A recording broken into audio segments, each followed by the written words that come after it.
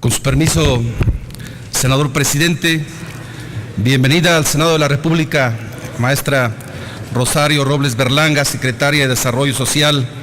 Les saludo con mucho aprecio y con afecto.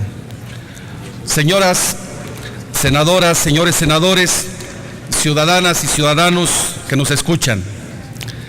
En el tema de la cuestión social, pareciera que existen en México dos realidades distintas, que contrastan enormemente.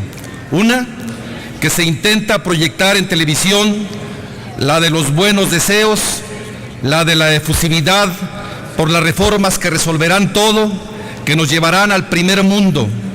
Otra, que contrasta con el desbordado optimismo oficial, la de las viviendas precarias, donde habitan familias hacinadas, las de las niñas, niños y adolescentes obligados a abandonar la escuela por causa de la pobreza, la del mundo del trabajo colmado de injusticias, la dolorosa realidad de miles de personas que pasan horas sentadas en un hospital esperando atención por camas o medicamentos, de la gente que ha perdido la esperanza de recibir el trato que merece.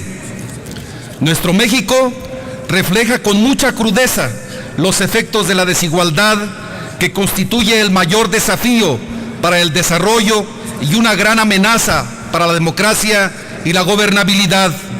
Una desigualdad extrema que tiene rostro indígena, rostro de mujer, de personas con discapacidad, de personas adultas mayores. Es la trampa más grande que tiene a nuestros jóvenes y a nuestras jóvenes en la vulnerabilidad y la exclusión, que los condena al desempleo, al trabajo informal y a emigrar al extranjero. El gobierno federal dilapida de manera irracional el bono demográfico de este país. 7 de cada 10 que emigran tienen entre 16 y 25 años. Esta situación es más dolorosa en entidades como Guanajuato, Jalisco, Puebla y por supuesto en mi estado, Michoacán. Somos uno de los países más desiguales del mundo. Tenemos un vergonzoso liderazgo entre los países de la OCDE con el peor nivel de distribución de ingreso.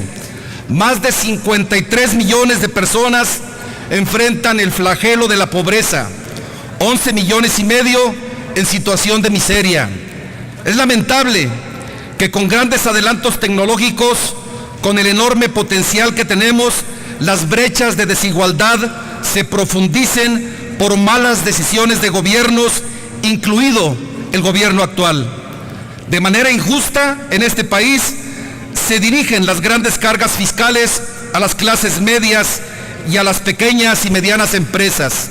Se abre la puerta a la creación de monopolios, se sacrifica lo público en aras de intereses privados, se despoja de tierras a campesinos e indígenas. Esa es la historia de las últimas décadas. La misma fórmula que encontró su momento cúspide en el presente sexenio. No es moral ni políticamente aceptable que se invite a la gente a pagar impuestos e incursionar en la formalidad en medio de sistemas públicos colapsados y que aún así se ofrezca lo que no se puede cumplir. No es explicable que se promueva una cultura financiera del ahorro en un país donde la mayoría vive por debajo de los estándares aceptables de vida. La vía más efectiva de lograr la satisfacción de necesidades básicas es mejorar las condiciones laborales y que haya salarios dignos. Pero hace mucho que la política social dejó de ser integradora y de tener vocación universalista. Por ello, se desvinculó de los derechos y de las conquistas históricas del pueblo de México. Es evidente que a este gobierno no le interesa revertir la pauperización de los salarios y la pérdida del poder adquisitivo. El cumplimiento de objetivos macroeconómicos se sigue dando a costa del sacrificio de los trabajadores y de los grandes objetivos sociales. Se ha dicho que con las reformas estructurales habrá mayor crecimiento y se producirá más riqueza que luego podrá ser distribuida. Pero la evidencia internacional y nuestra experiencia demuestran totalmente lo contrario. De este modelo solo conocemos el estancamiento económico y la tendencia empobrecedora de las mayorías. Es importante que la Secretaría de Desarrollo Social reconozca que programas como oportunidades apenas si logran contener, pero no evitan la transmisión generacional de la pobreza. Es también importante aclarar que aunque se diera una auténtica reorientación productiva, ningún programa focalizado será efectivo mientras haya políticas que generen pobreza a gran escala. Las causas del fracaso en el combate a la pobreza, en el sistema educativo, en el de la salud, debemos buscarlas en el modelo socioeconómico, en el modelo y no en las herencias arbitrarias, autoritarias, no en los trabajadores o en los beneficiarios de la política. ¿Quién puede creer que algún mexicano o mexicana no esté dispuesto a progresar? ¿Quién puede aceptar que un mexicano o mexicana sea nada más su condición la que no quiera avanzar a niveles de desarrollo mejores de los que está viviendo? Es el Estado mexicano el responsable de generar condiciones para que éstas puedan darse de la mejor manera y el pueblo pueda vivir mejor. Es importante señalar también, señora secretaria, que las políticas sociales en México aún no se despojan de visiones clientelares y visiones asistencialistas. De cara al próximo proceso electoral, exigimos al Ejecutivo Federal, a todos los gobiernos estatales y municipales, un respeto irrestricto por la democracia, por las libertades ciudadanas, por la dignidad de las personas.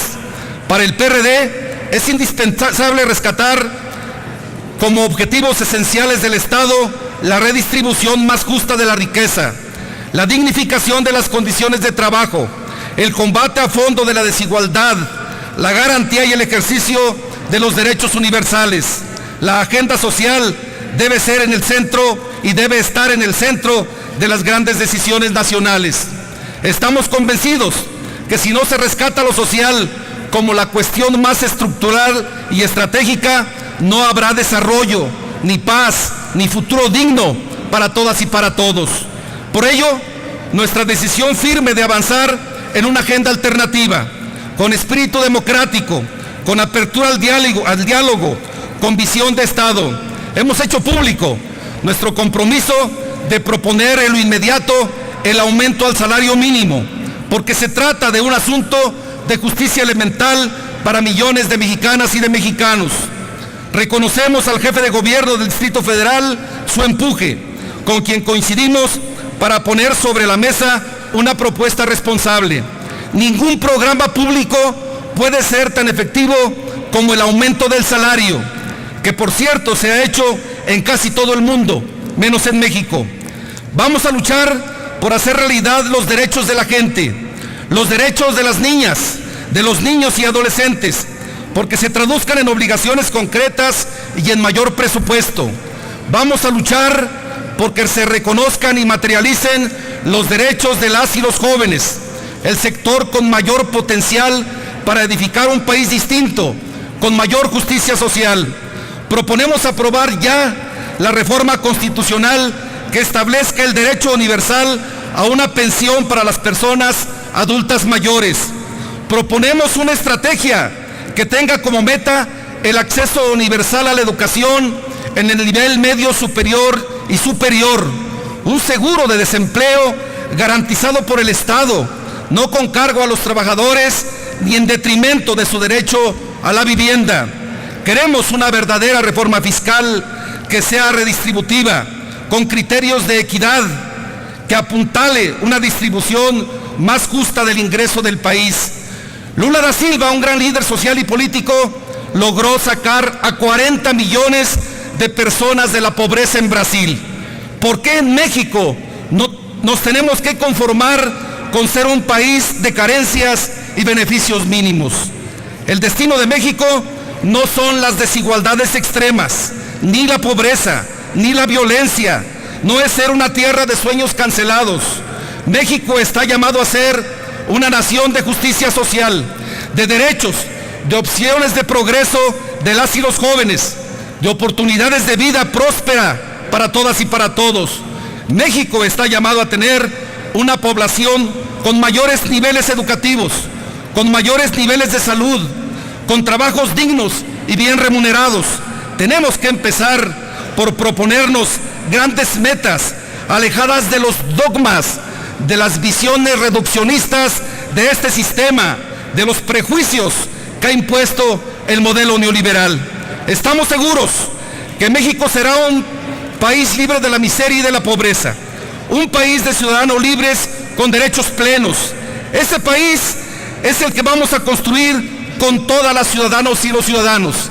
Ese es el objetivo que debe tener la política social en este país. Ese es el reto que tiene la política social, señora secretaria, y el gobierno federal. Muchas gracias por su atención. Gracias.